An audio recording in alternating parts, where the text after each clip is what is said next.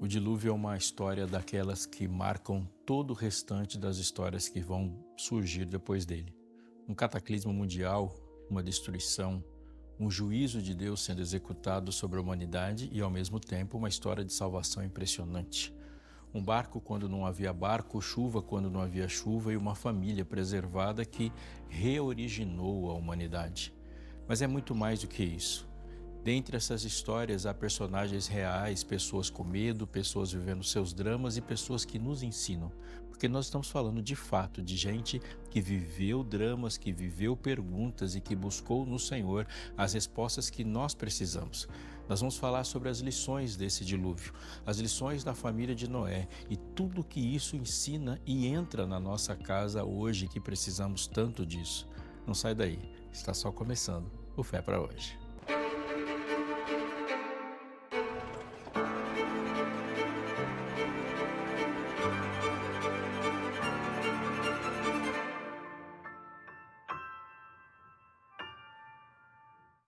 O dilúvio foi um cataclismo mundial e as marcas do dilúvio estão por toda parte. Uma viagem de carro perto de uma serra, uma chapada, alguns lugares onde tem cavernas, toda a geografia do mundo foi mexida por isso. Nós não sabemos, não sentimos, só temos relatos sobre como era o mundo antes dessa destruição. Mas a Bíblia nos dá muitas lições sobre isso. As lições são teológicas, ou seja, é a palavra de Deus dando lições para a gente sobre todas essas coisas que aconteceram. E elas entram na nossa vida e devem permear a nossa vida como lições para o dia a dia. É uma fé que Ele nos dá e é uma fé, de fato, para hoje. Algumas lições do dilúvio podem ser vistas assim a olho nu. Olhando para o texto bíblico, eles jogam para a superfície lições diretas e eu queria que você pensasse seriamente sobre algumas coisas. Primeiro, porque nós estamos falando de uma família desconhecida. A Bíblia não traz muitas informações sobre Noé antes de Deus falar com ele. O que ele fazia antes, como que era a estrutura da cidade onde ele morava, se ele morava na cidade, se ele já era, por exemplo, alguém que sabia mexer com madeira. A gente sabe que ele não era um engenheiro naval. Como era sua esposa, sua relação, enfim, algumas coisas sobre os seus filhos. A Bíblia não traz essas informações, mas as informações que elas trazem conectam conosco. Por quê? Porque está falando de um homem comum, um homem ordinário e que, a partir da ação de Deus, passou a ter uma ação extraordinária. A ação de Deus falando com a gente e Jesus nos chama para pensar logo de cara sobre o dilúvio na primeira lição. Ali naquele monte, os discípulos muito preocupados com a iminência da volta de Jesus ou do fim dessas coisas, conforme eles perguntaram, chegaram para Jesus e fizeram exatamente essa pergunta: Mestre, que sinal haverá da tua vinda e da consumação dos séculos? Dize-nos quando acontecerão essas coisas? A pergunta dos discípulos era preocupante, era legítima e fizeram para a pessoa certa. Dos discípulos até nós tem 2 milênios, então é óbvio que para a gente os sinais estão muito mais agudos do que para eles. Eles viveriam algumas coisas que Jesus falou, mas a maior parte das coisas que antecedem a volta de Jesus não era para eles. É por isso que Jesus conta para eles parábolas de uma demora, mas nos alerta a partir da pergunta deles sobre o nosso tempo. E ele diz: será como nos dias de Noé, onde as pessoas comiam, bebiam, casavam-se e davam-se em casamento. Só essa frase é suficiente para que a gente volte para os dias de Noé e tente se localizar ali e saber qual é o perfil das pessoas que se salvam e como nós podemos nos encaixar nesse perfil, pedir socorro a Deus. E qual é o perfil das pessoas que perecem? Ele diz ali: veja os dias de Noé. As pessoas estavam vivendo assim: comer, beber, casar e dar-se casamento. Jesus não faz uma lista de pecados. Uau! Comer, beber, casar e dar-se casamento não são coisas ilícitas. Jesus estava dizendo que elas estavam fazendo as coisas triviais da vida, coisas comuns da vida. Comer, beber, casar e dar-se casamento. Eles estavam vivendo como se nada de importante estivesse acontecendo. E elas não estavam prestando atenção naquilo que Deus estava controlando no relógio da história. Mas agora tente, olhe para mim. A gente sabe que o comer, beber, casar e dar-se casamento não é a causa do dilúvio. O dilúvio, ele tem uma causa muito mais profunda. E sim, nós estamos falando de um mundo perverso, mas mesmo assim, Jesus chama a atenção primeiro da veracidade da história, a autenticidade da história, a sua autoria, o seu protagonismo na história e a nossa necessidade de atenção para essa história.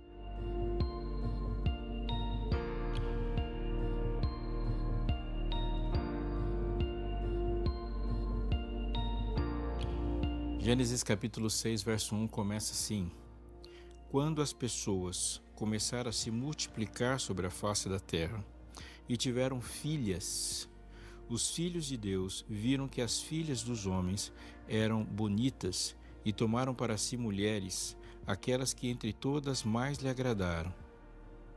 Jesus começa dizendo no capítulo 6 qual é a causa primeira do dilúvio. Isso é muito importante, porque muitas vezes nós olhamos para as coisas pensando que aquilo é causa, quando na verdade é consequência. E a causa nem sempre passa dos nossos olhos, o nosso crivo, a nossa capacidade de percepção não vê o que de fato deveria ter visto. Jesus começa dizendo uma coisa que a gente bate o olho e fala assim, mas como assim? Mas vamos voltar um pouquinho no tempo. Santidade, ela é uma palavra que significa separação. A gente tem que saber o que é separado de e o que é separado para. A criação do mundo, ela começa, e o processo todo de criação, ele segue a linha de uma separação. Sim, no primeiro dia Deus separa a luz das trevas. No segundo dia, ele separa águas de águas, água de terra. O processo de separação gera distinção. Deus cria separando. Joga as águas todas para cima, divide as águas que estão embaixo, Deus cria uma separação. Façamos o homem à nossa imagem, conforme a nossa semelhança, é uma distinção e uma separação. O homem é separado, ele é distinto de todo o restante da natureza. Santidade, portanto, é mais do que exclusividade, é mais do que separativismo. Santidade é uma distinção para um propósito definido. Deus separa, distingue para que algo seja feito exclusivamente por aquela distinção. Deus é santo, portanto, ele é absolutamente separado de tudo que existe, absolutamente distinto. Ele é o outro absoluto. Deus santifica para seus propósitos. Quando Caim e Abel tem aquele episódio confuso de violência onde Caim mata Abel, há o crescimento de uma descendência de um grupo de pessoas que segue a sua lógica, a lógica humana. E os filhos de Caim são chamados de filhos dos homens. Por quê? Porque eles rompem com a imagem de Deus. Eles não querem viver conforme a imagem de Deus manifestada nos seus atos e nos seus pensamentos. E daí a expressão filhos dos homens. Eles fazem coisas conforme os homens querem fazer. É literalmente carnalidade. Quando Sete tem seu primeiro filho, começam a nascer os filhos de Deus, e o texto diz que ali passou-se a invocar o nome do Senhor. Filhos de Deus não significa que alguns são criaturas de Deus, outros são criaturas de outra forma de existência. Não, é que alguns agem como Deus e outros agem como homens. Os filhos de Deus vêm de uma linhagem educacional de Sete, que transmite os valores do Senhor para os seus filhos. E aí as coisas começam a acontecer num diagrama de conflito. Mas o texto diz que em algum momento os filhos de Deus passaram a se misturar com os filhos dos homens. Repito, é mais do que o exclusivismo, mas o que está acontecendo aqui é uma perda de propósito. Essa mistura faz com que as próximas gerações não tenham nenhuma distinção de si e nem de Deus para com elas, e o gênero humano se corrompe completamente. O texto diz que o pensamento humano era mau continuamente. Essa é uma lógica que está aqui aparecendo no dilúvio, mas ela estará em toda a Bíblia. A distinção gera uma nova criação, sempre. Por exemplo, você pode lembrar do quanto das palavras de Deus para Abraão. Ele disse a Abraão: sai da tua terra, da tua parentela. A história de Abraão começa com uma distinção, ele é separado. Nós vemos isso na história de José. Quando seus irmãos se corrompem, as circunstâncias conduzidas por Deus o separam também, e ele vai viver uma boa parte da sua vida em outro lugar, distinto, separado. E ali ele se destaca por ser distinto de tudo.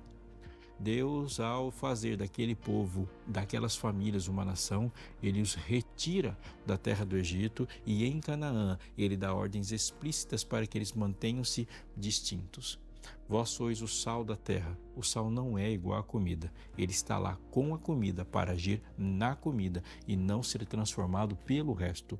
Vós sois a luz do mundo, ele disse. Não se pode esconder uma cidade edificada sobre o monte e uma luz se coloca no velador, ou seja, distante o suficiente para cumprir o seu propósito.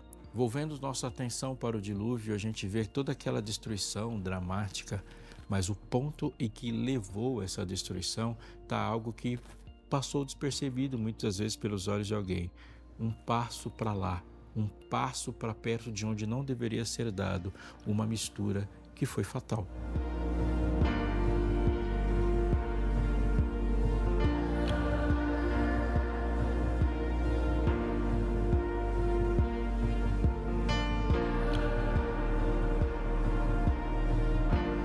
Mas uma das coisas que mais me impressiona nessa história é a relação que Deus tem com Noé. E essa é a terceira lição que eu quero destacar agora para você. Veja, o que sabemos sobre Noé? Como eu disse, pouca coisa. Quais eram suas habilidades? Não sei. Mas como toda história boa, em toda a história do mundo, o extraordinário começa no momento em que Deus aparece. Uma frase que eu gosto muito é de que Deus escolhe pessoas ordinárias para fazer algo extraordinário e antes disso os esmaga. Sim, todas as vezes que Deus quer fazer algo extraordinário, ele escolhe uma pessoa ordinária e o esmaga. Assim foi com Noé, como foi com todos os que o sucederam. Pessoas ordinárias, Elias, o tesbita, sim, uma pessoa ordinária que fez algo extraordinário. Neemias, um copeiro que é o maior e mais importante construtor do Antigo Testamento. Salomão, um menino adolescente que estava diante de um enorme desafio e diante desse desafio pede socorro a Deus e se torna o autor de atos extraordinários de Deus como Davi. O que sabemos sobre eles? O que sabemos sobre eles é que eles tiveram um encontro e se renderam à vontade de Deus. Quantas coisas extraordinárias não estão acontecendo na sua vida porque você está insistindo em manter as coisas ordinárias da vida? Sim, quando Deus nos chama para viver algo enorme, Ele tira de nós primeiro as coisas pequenas. Isso foi com Noé. Noé teve que se entregar completamente. Noé não mais sonhou para sonhar os sonhos de Deus. Não mais agiu para ele, para agir as ações de Deus. Noé parou de construir os seus próprios projetos para viver os projetos de Deus. Mas se Noé tivesse vivido os seus projetos, seus planos, seus sonhos, não estaríamos aqui falando dele, estaríamos falando de alguém que cedeu aos planos e projetos de Deus. Mas nisso tudo, há algo que me toca como pai, algo que deve te tocar como mãe. Algo que deve te tocar como alguém que cuida dos seus e sempre se preocupa com os seus empreendimentos da vida. Nós oramos e nas nossas orações a gente sempre pede para que Deus cuide dos nossos enquanto estamos fazendo outras coisas. Eu falo aqui para pessoas que viajam enquanto os seus ficam lá, que fazem coisas longe de casa e passam o tempo todo pensando em trazer o sustento para a família ou as batalhas que temos. Então escuta isso. Quando nós olhamos para a história, alguns versos, quando juntos, formam algo maravilhoso. Deus deu segurança para aquele homem. Gênesis capítulo 6, verso 3 diz assim: Então o Senhor disse, o meu espírito não agirá para sempre no ser humano, pois esse é carnal, e os seus dias serão 120 anos. Uma interpretação equivocada e rápida diz que Deus limitou a idade humana a 120 anos. Não é isso que o texto está dizendo. Nós vamos ter muitos exemplos de pessoas depois desse tempo que viveram mais que 120 anos. O tempo de pregação de Noé é que foi de 120 anos. Deus disse no dia que apareceu para Noé, dizendo assim, 120 anos é o tempo determinado para dar ao mundo uma chance. E ele disse, os seus dias serão 120 anos. E desse ponto para frente, cada martelada, cada tábua junto a outra, cada ação, cada projeto, cada fase da construção da arca era acompanhado de uma proclamação de um Deus que viria e de um Deus que estava dando uma chance de arrependimento. Então ali Noé pregou por 120 anos. Agora associa isso na sua matemática básica aí a esse texto de Gênesis 5, verso 32, que diz assim: Noé tinha 500 anos de idade e gerou Sem, Cão e Jafé. Os filhos de Noé nasceram no ano 500 da vida dele. Eram trigêmeos? Não sei. Mas Noé tinha 500 anos de idade, diz o texto, e gerou Sem, Cão e Jafé. No mínimo, o primeiro filho de Noé nasceu quando ele tinha 500 anos de idade. Então, conta comigo. Noé pregou por 120 anos e os seus filhos nasceram a partir do ano 500 da vida dele. Mas há mais um texto que junta a nós uma grande informação. Capítulo 7 de Gênesis, verso 11. Diz assim: no ano 600 da vida de Noé, aos 17 dias do segundo mês, neste dia, romperam-se todas as fontes do grande abismo e as comportas do céu se abriram. Vamos lá? O ano que caiu o dilúvio foi o ano 600 da vida de Noé. Noé teve seus filhos no ano 500 e Noé pregou por 120 anos. Se seus filhos nasceram no ano 500 e o dilúvio caiu no ano 600, Noé começou a pregar e teve seu encontro com o Senhor no ano 480. 480 mais 120, 600. Que conclusão a gente chega? Que essa promessa aqui feita para Noé: entrarás na arca, tu, tua mulher, teus filhos e as mulheres de teus filhos, foi dada em um tempo que Noé não tinha filho nenhum. 20 anos depois nasceria o primeiro filho de Noé, e antes mesmo de ele ter seus filhos, ele começou a construção da arca, na certeza de que Deus cuidaria da sua família. Noé participa conosco de uma preocupação comum, e Deus promete a Noé algo que ele promete a nós mesmos: entrega sua família para mim, entrega seus planos para mim, faça o correto e eu vou cuidar da sua família. Sim, nossos filhos têm decisões a tomar. Aqueles que são liderados por nós são autônomos e livres para tomar as suas escolhas e fazer seus próprios caminhos. Mas isso não significa que Deus não está colocando eles nos planos quando Ele fala qualquer coisa para você. Eu estou falando para gente que hoje está se sentindo desafiada a dar um passo ousado dentro do chamado de Deus. Volve-se para a história de Noé. Tu entrarás. Você, sua mulher, seus filhos e a esposa dos seus filhos. Quais filhos? Aqueles que ainda não nasceram, mas no coração de Deus, eles já estavam nos planos. Não existe nenhum plano de Deus para a sua vida que exclua a sua família.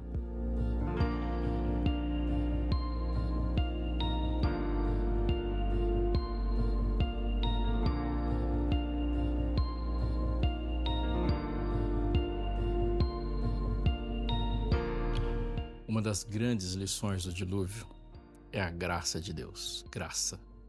Maravilhosa graça. Quando olhamos para essa história de destruição, parece fúria, e uma autora disse que até Satanás temeu pela vida no dilúvio. O dilúvio não foi uma chuvinha, o dilúvio não foi uma brincadeira. O dilúvio foi de fato um cataclisma. O eixo da terra mudou, os continentes se separaram, surgiram as rachaduras nas placas tectônicas e toda a população mundial, com exceção de uma família, morreu. Os animais foram mortos. Aqueles que não estavam na arca experimentaram um dia, de fato, da ira de Deus. O dilúvio, repito, não foi pouca coisa. Mas dentre essa história toda, muito mais do que a água que cai, muito mais que relâmpagos e trovões, há uma história de graça. Veja, Deus estabelece um padrão aqui. Primeiro, Noé pregou por 120 anos. Isso significa que antes da primeira gota de chuva cair do céu, houveram 120 anos de chances de arrependimento. Todo o processo de construção da arca era uma pregação e uma mensagem de graça para o mundo surdo. Deus anunciou o dilúvio longamente, falou dele, e Deus estabelece um padrão. Então anote essa frase: Deus faz, Deus age, Deus é. E o que Deus fez, do jeito que fez, Ele fará de novo. Nós podemos ver esse padrão de graça em toda a história. Nós vemos as pragas que caíram no Egito, é uma história comum, uma história conhecida. Mas antes mesmo de Deus tirar o seu povo de lá do Egito, Deus mandou um do seu povo para salvar o Egito. Antes do Egito conhecer as pragas e a manifestação da ira de Deus, ele conheceu José, que falando a Faraó, salvou todo o Egito e do Egito todos ao seu redor da fome. Isso é graça. Antes mesmo de o fogo cair sobre Sodoma e Gomorra, aquelas cidades conheceram Melquisedeque, o rei de Salém, e foi lá que Abraão agiu poderosamente para salvar os seus habitantes quando eles foram atacados. E diante deles, eles assistiram um culto com o patriarca Abraão e Melquisedeque, o sacerdote de Deus Altíssimo. Nenhum cidadão da história viu um sacerdote do Deus Altíssimo antes de um sodomita. Deus, falando com Abraão em Gênesis 15, disse que a tua descendência dei essa terra, desde o grande rio do Egito até o rio Eufrates. A terra tinha sido dada a Abraão, mas nesse mesmo capítulo há um aviso dado a Abraão. Essa sua geração será peregrina por 400 anos, mas eu vou sujeitar e vou julgar o povo que a escravizar. E ele disse que sobre a terra de Canaã ainda não se encheu o limite da iniquidade dos amorreus. 400 anos de escravidão, diretamente relacionados a 400 anos de oportunidades para todo cananeu se arrepender. E ainda assim, no último momento, quando o povo avança, Deus ainda salva Raabe. A porta de graça se abre. A arca, sim, era um mecanismo de Deus para a salvação e preservação da humanidade a partir de uma família. Mas a arca tinha uma porta. Quem não entrou na arca? Aqueles que não eram da família de Noé? Não, não. Quem não entrou na arca? E a resposta é dramática e simples. Não entrou na arca quem não quis. Um dia um amigo meu parou para mim e começou a fazer questionamentos. E ele falou assim: você sabe as dimensões da arca? Eu sim sei, as dimensões são colocadas no livro de Gênesis. Ele falou assim: mas ia caber todo mundo lá? E se todo mundo quisesse entrar na arca, ia ter compartimento para todo mundo? Uma boa pergunta. Mas acho que a resposta é melhor. Não porque é minha, porque é a resposta de Deus. Se todo mundo quisesse entrar na arca, não tinha dilúvio. A arca foi feita exatamente para não ser usada.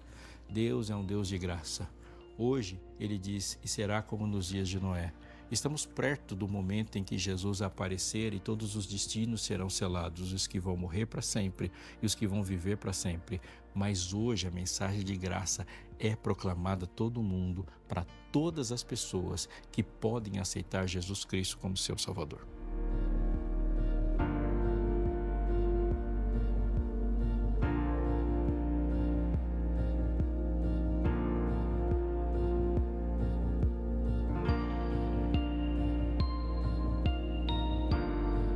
Dois personagens que parecem indiretos nessa história, mas eles se conectam e são destaques na história do dilúvio, de uma maneira extremamente interessante, mas que revelam esse aspecto da graça de Deus.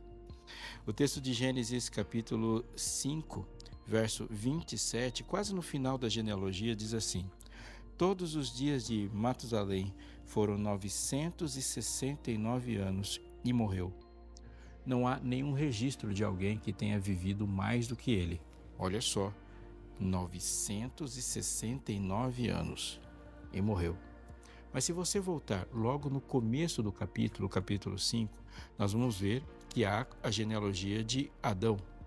E seguindo essa linha genealógica e fazendo a soma dos tempos aqui, nós vamos descobrir o ano em que Matusalém morre aos 969 anos da vida dele.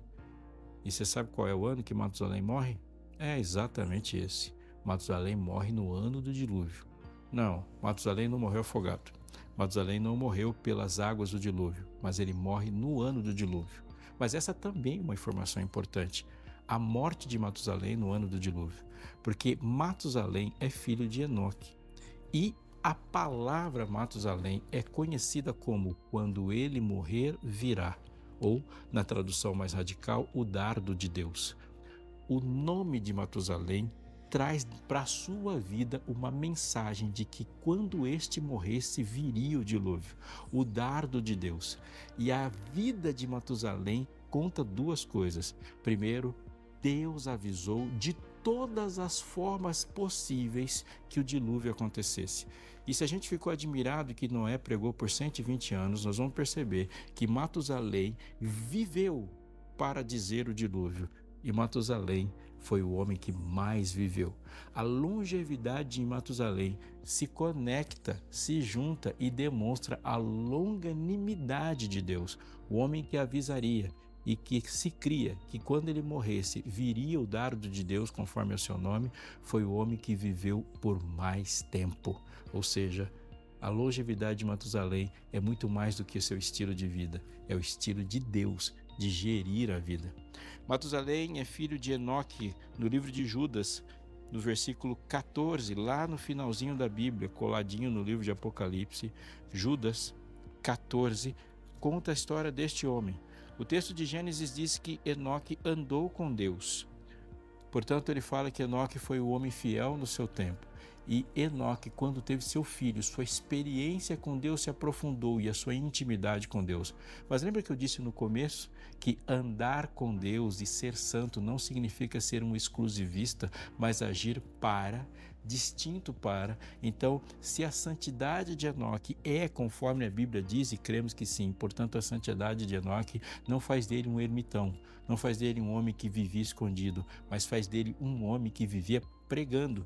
E Judas, Judas, só no seu capítulo, verso 14, diz assim, foi a respeito deles que também profetizou Enoque, o sétimo depois de Adão, dizendo: eis que o Senhor vem com milhares de seus santos para exercer juízo contra todos e para convencer todos os ímpios a respeito de todas as obras ímpias que praticaram e a respeito de todas as palavras insolentes que ímpios pecadores proferiram contra ele. Sim, Enoque pregou, o sétimo depois de Adão. Antes mesmo de Noé começar a falar, Deus já estava avisando sobre o dilúvio. É um evento muito avisado. Tal como hoje, há 2000 anos, Deus avisou da sua volta. Naquele dilúvio, foi avisado também para que as pessoas se salvassem e pudessem fazer parte de um novo mundo.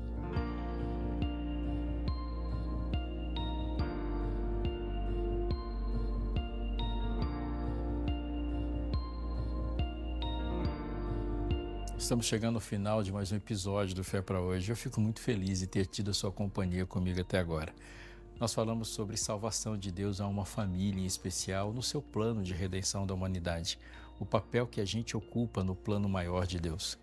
Sabe, Noé se entregou a Deus para o seu plano. E ao se entregar a Deus, ele entregou sua família também. Noé se preparou e ao se preparar, ele preparou a sua família também. Falei de um homem ordinário que fez coisas extraordinárias, mas esse homem não está preso às páginas da Bíblia. A história dele está lá porque a minha e a sua são histórias que podem ser reflexo, assim, porque são pessoas de carne e osso. A Novo Tempo preparou um material muito importante. Este material, pais preparados, olha só, filhos de caráter, exatamente isso. Não é só a história de Noé, é a nossa história. Você que tem educado, você que tem que se esforçado, você tem que ter buscado bases bíblicas para a formação da sua família, isso aqui é feito para você. A lógica disso aqui é que a Novo Tempo é um complexo grande. TV, rádio, escola bíblica, Anjos da Esperança e produção de materiais de estudo, tudo isso junto com a apresentação de programas fazem parte que a família do Novo Tempo se abre para que nós juntos possamos crescer. Isso aqui é a Novo Tempo abrindo à disposição os conteúdos dela para que os conteúdos sejam vividos também na sua casa. Liga para a gente, fala conosco, estamos te esperando até às 11 da noite. Você pode também em qualquer momento falar conosco pelo WhatsApp ou pode entrar no site da Escola Bíblica. Não se esqueça de acessar os conteúdos no NT Play e se inscreva no canal do Fé para Hoje no YouTube. A gente se despede. Até o próximo episódio do Fé para Hoje.